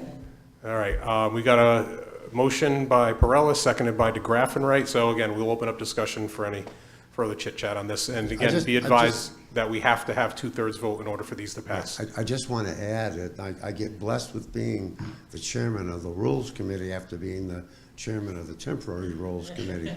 And things can go back to the Rules Committee to be discussed again. I just wanted to say that. And as moderator, I have the utmost confidence in you as a loyal steward of this community for well over 3 decades. And you're a great neighbor on top of that, too, full disclosure. All right, Representative Chase. Thank you, Mr. Moderator.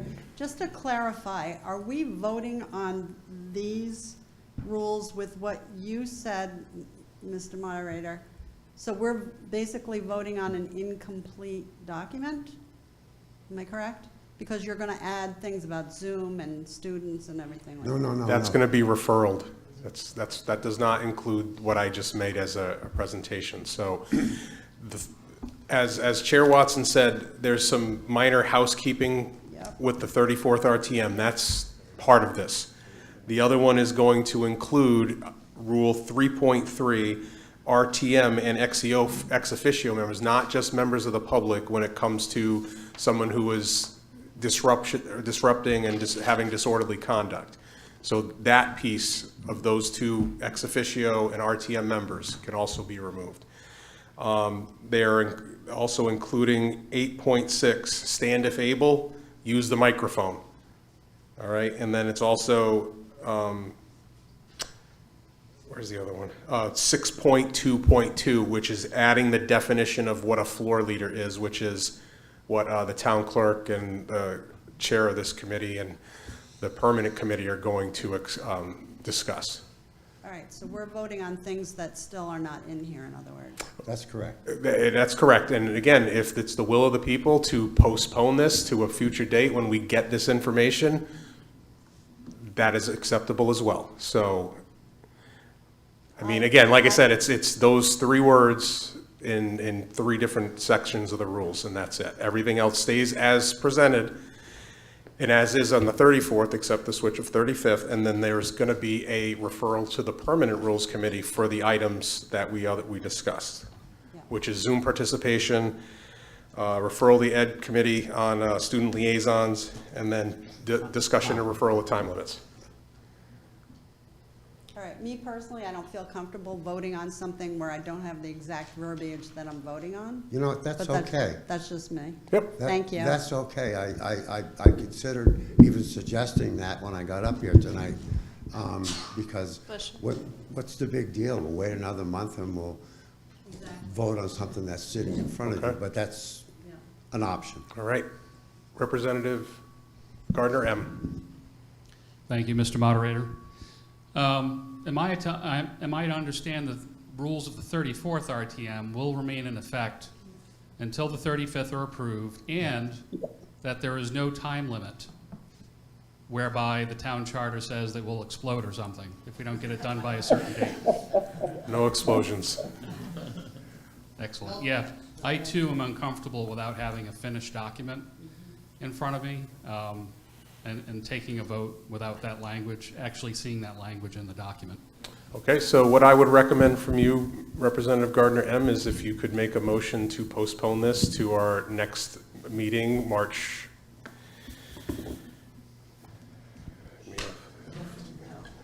11th. I recommend that we postpone the vote on this motion until our next meeting on March 11th. Second. All right, that's what I like, a little animation here. All right, so motion was moved by Gardner M., seconded by Representative Chase.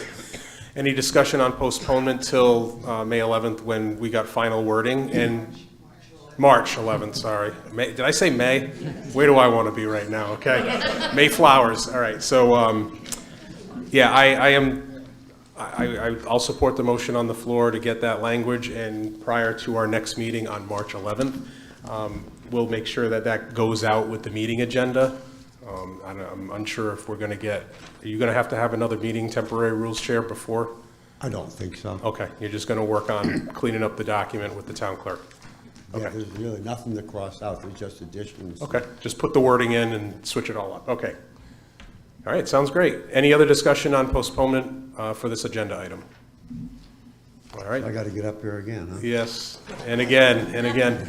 All right, all those in favor of postponement till March 11th, please say aye. Aye. Opposed? Abstentions? Motion carries. Wait, I got one more thing.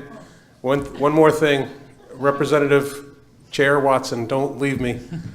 Or actually, you can do it at we need to accept the minutes, approve the minutes for your meetings. I'll move that the RTM accept the minutes from the Temporary Rules Committee for the 8th, I believe it was the 11th. 8th, 14th, and the 11th tonight. 14th and tonight. All right, motion made by Chair Watson, seconded by Powers S. Any discussion? All those in favor, please say aye. Aye. Opposed? Abstentions. Okay, abstentions. One abstention, Representative Doty, so that passes. 34 in favor, none opposed, one abstention. Thank you. 34-0-1. All right, thank you so much for that. So we'll put that on the agenda for next time. All right, no more committee reports unless I forgot somebody, but we will be having, now we're kind of in a conundrum, right? We're still on temporary rules. So the Temporary Rules Committee is still going to meet. However, there is a Permanent Rules Committee in effect. Until we get these rules completed, the Temporary Rules Committee still remains intact. So if you're on it, please stay on it in case something else happens. And then you'll automatically get booted off or kept on, or, transfer to another, get a transfer, okay? All right, we've got liaison reports. Does anybody have any liaison reports today? Excuse me, I have a quick question. Oh, sorry, I didn't see you. Go ahead, Representative. I had my hand up and then I put it down. Okay. Do we have to vote on the referral to the Rules Committee? No, we don't. Okay. No, we're good. We're going to put that on the agenda for the Permanent Rules Committee as soon as these rules are adopted.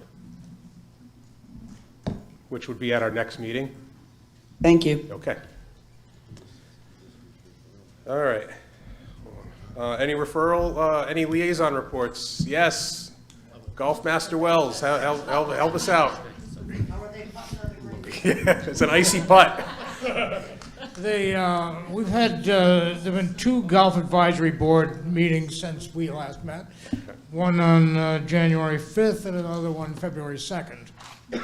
And they've also scheduled a new meeting for later this month, a day before the joint Parks and Rec Commission and Golf Advisory Board. It's all about sorting out recommendations for rates for the course. Rates, you said?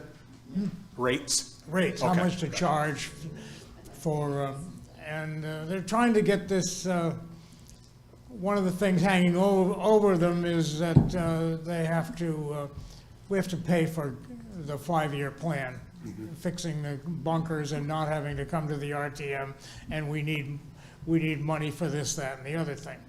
There is the matter of the drainage on the sprinkler system, but that's put off for a little while, and that'd probably be some bonding or whatever. The manager could stand up and tell us if we did.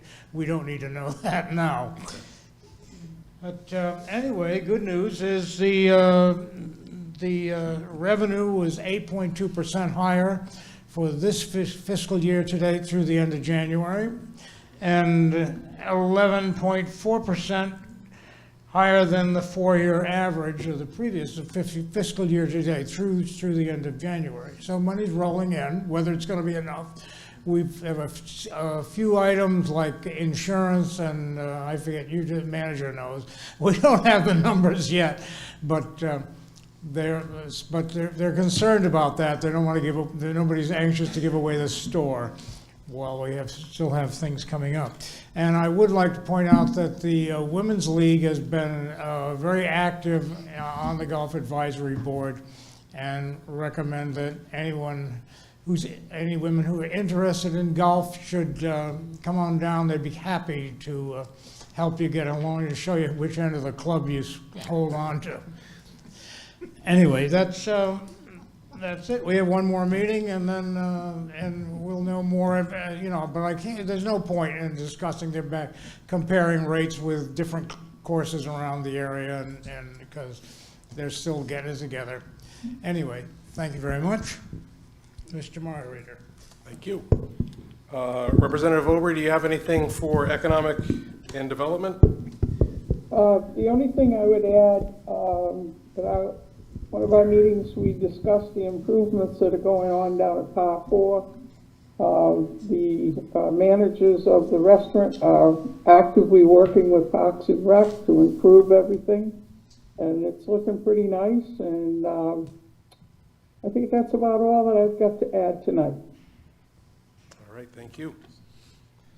And I was just talking with the town clerk, and in the past we had some other liaisons that are also participating in here. One that we're looking for, if anybody's interested and you're keyed in on what's happening on the town council, we do look for a town council liaison. So if there's anybody interested in being our liaison to the town council, that would be fantastic. I'll throw it out there. You can always email me later or email the town clerk if you're interested. We have a Board of Ed liaison too. I think, did I talk to you about that one, Representative Chase? You want to talk about it? See how I just kind of swindle that in? No, just again, having a liaison that was interested. I think we have you as Board of Ed chair, but if there's anybody interested in just trying to keep us apprised on what's happening on the Board of Ed level, I will say that since we did ask on our last term to have Superintendent Austin and Board of Ed come in here, they have been coming in diligently to give us updates on what's happening, whether it's a grant or what their goals and objectives are moving forward with the high school and manufacturing and all that. So if there is somebody that's interested in being the Board of Ed liaison, that'd be fantastic. And there's also one for Citizens and Police Committee. This came out of, it was born out of this group, wasn't it, Town Manager Burt? When they did, a lot of discussion started here back in 2020 And now there's an establishment of a Citizens and Police Committee. But I did see some representative that was in attendance, so I'm wondering if they'd be interested in actually being our liaison there. Representative Hume, I saw you. Would you happen to be involved? Yeah, you're going to be there anyways, right? It's been Zoom lately, but. It's been Zoom. Representative Weaver? No, can you describe what a liaison's responsibility would be? It's just giving us any updates on stuff that's happening on that committee. You're not a full-on member, you're not an ex officio, you're just kind of listening in and kind of giving us an update, kind of like how Representative Wells does. Great job over there. I like it. So if there's anyone you're interested in, please let me know, okay? And then that would be fantastic. All right, any other liaison reports? I don't think so. All right, so we're going to move on to budget discussion. Is there anybody who would like to discuss the budget? Representative Chase, you're up, if you're able. I am, thank you. So far. Okay. Thank you. I strongly encourage people to watch the budget workshops that the, excuse me, that the Board of Ed has already started. They're very interesting, and especially for new people who need to learn a lot. These meetings are very informative and gives you a lot of information. And when those budgets come to this body, we don't always get the same information because obviously they can't remember everything that they said. So you get a lot of information from those meetings, and then you get more when they come to our body. So I strongly urge you to watch those. You can do it in the, your living room, comfy, cozy, and it's on YouTube. I don't know where else it is. I watch it on YouTube. Yep, I'm just going to help you out here. There's a YouTube channel, Groton Public Schools, and you could subscribe it. Yeah. And they have all of the recorded meetings on their website. Same thing with the town, GMTV Groton, to watch our budget meetings. Yeah, I was just going to say that too. Again, they have all the department heads go to the town, right, John? And Board of Ed, too. And the Board of Ed, they go to those meetings and talk about their budgets. You learn so much, and it's very interesting because I'm crazy like that. I like it. So I encourage everyone to do that because when it comes to this body and we want to vote on these budgets, we want to be very well informed to vote, appropriately. Thank you. Yes, so thank you. Yes, I wholeheartedly agree with the sentiments that Representative Chase has mentioned. I've said it since I've been back up here as moderator. It's our duty to do our homework, and the best way to do it, the way that we can find out the answers to our questions is by watching these meetings. And again, I watch it while chopping onions, so I do sometimes cry. But, it's okay. But, just having it in the background and listening to something, and something might pop off, and then you can either send a message to the town manager, send it to the Board of Ed chair, send it to Superintendent Austin, and possibly get that question answered while it's fresh, so that when it comes to us dealing with our budget numbers, we can be a bit more efficient and already know what we need to ask. So that's what I'll say on that. Representative Weaver. I just wanted to say to the new members that haven't been familiar with the budget before, the budget books are so well put together. There's also information in the budget books but it's also important to review those budget pages with the explanations before voting because they take all this time to put it together for us, so we might as well take advantage of that resource. And for those members who are interested in seeing what that book looks like, it is available on the Town of Groton website, so you can see the past budgets and kind of see and get acclimatized to the way that they're set up and organized, so that it'd make it easier for us to be prepared when we do get our budget books around mid-March. For the folks in the room that are interested in getting a paper copy of the budget book, can I please get a show of hands so we can get your names down? Oh boy, looks like a lot of them. All right, so do you want to do something with this right now? Do you usually prepare them for everybody, or should I go the other way? Who's happy with it being electronic? If it's just electronic, then that might be even easier. So you want to highlight it? Okay, so let's get highlights. Let me check off who I see here. Who wants it electronically? Dudden wants it electronically. Nobody else online. We've got Doty, who wants it on in good electronic. Dean Shinbrat. We've got Gardner, M. And we've got Woods that are satisfied with just getting it electronically. So I got Massett, you want it electronically also? Okay, Massett does too. Here you go, Town Clerk. I just checked these off. And I did just email a link to the adopted budgets on the website. Great, thank you. And there's a link that Town Manager Burke just sent us all on a link to those previously approved budgets, so you can always take a look at that. Representative Dean Shinbrat. Thank you, Mr. Moderator. I have a question. How much does it cost per person to have those budget books made? We asked ChatGPT. I just remember finding out about getting email years ago, and it was going to cost a fortune. So, and then also having the agenda sent electronically instead of being printed out or mailed to us. It was quite a cost saving. I think it was $800 a year or $1,000 a year we saved. So I just didn't know. And I don't know what account that, Town Manager, where does that money come out of for the budget? For the RTM, yours? I think it comes out of the clerk's Can budget. we get a hard count on that and see if we can find any way to trim some Yeah, that's what I'm some thinking. paper and save a tree. Save a tree. Save a tree. Right, thank you. Okay. And one other thing that I want to mention, prior to these budget meetings, you'll probably hear me say it again, the budget that we get is the proposed budget, all right? This has been vetted by the town manager. He's had meetings with the department heads. They've made adjustments based on probably keeping a level service budget, dealing with contractual obligations, maybe increasing some costs because of pending collective bargaining. So these are proposed budgets, and then it goes to the town council and they make their adjustments. So the budget that we get is the proposed budget. If for some reason someone wants to reduce the number that was proposed and it's still higher than it was the year before, it's a reduction in the budget. A lot of people are going to use the keyword cut. I just want everyone to be aware that it's going to be a reduced budget number from what they are proposing in most cases. If we see one that's a 0% increase, that's always a great thing, but usually because of contractual obligations and state mandates that are unfunded, it is going to come in higher than we did last year.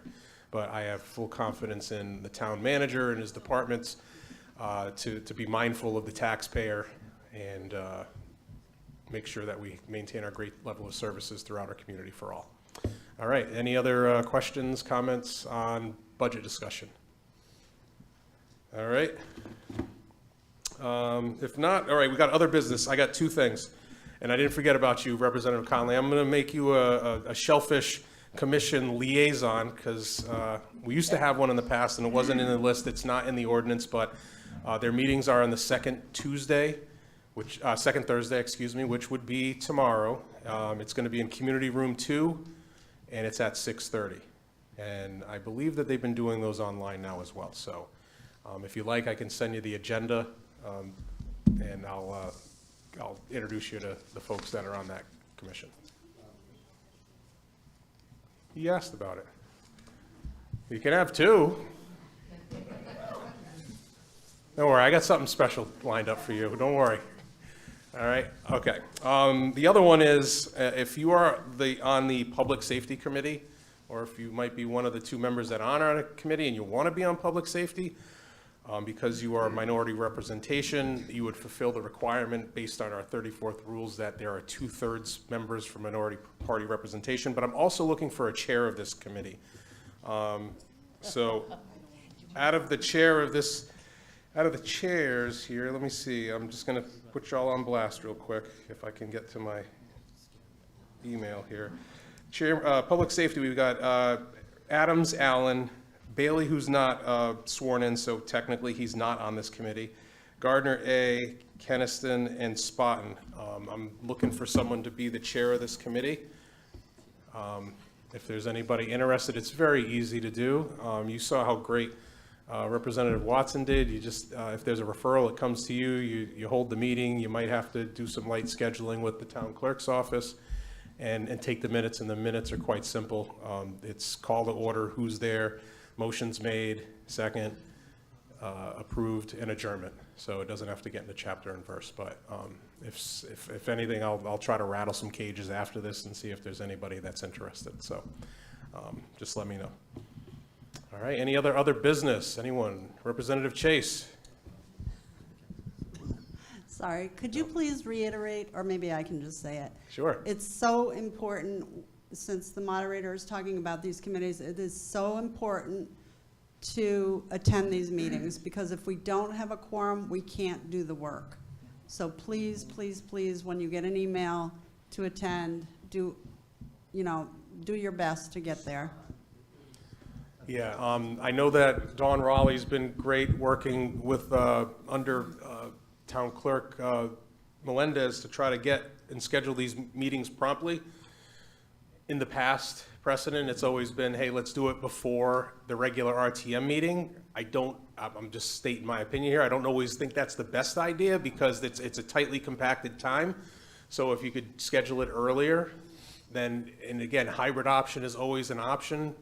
It's gonna help, and then we're gonna avoid the 6.5.3 rule of suspending the rules in order to do our business.